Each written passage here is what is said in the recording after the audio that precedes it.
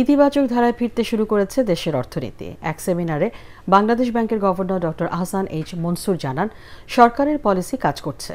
আগামী বছর নাগাদ মূল্যস্ফীতি সহনশীল পর্যায়ে আসবে বলে মন্তব্য করেন তিনি। এ সময় সরকারের আয় বাড়াতে জাতীয় রাজস্ব বোর্ড সংস্কারের তাগিদ দেন সিপিডির সম্মানীয় ফেলো ডক্টর মুস্তাফিজুর রহমান।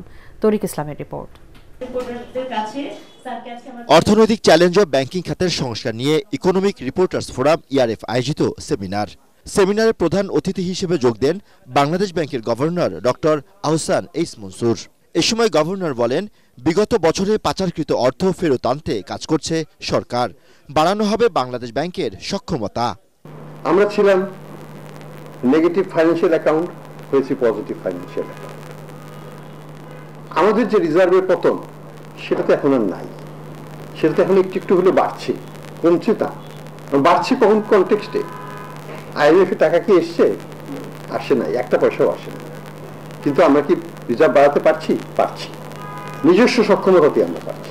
সেমিনারে সেন্টার ফর পলিসি ডায়ালগ সিপিডির সম্মানীয় ফেলো ডক্টর মুস্তাফিজুর রহমান বলেন, এনবিআর এর সংস্কার ও সক্ষমতা ছাড়া কাজ করবে না অর্থনৈতিক সংস্কার।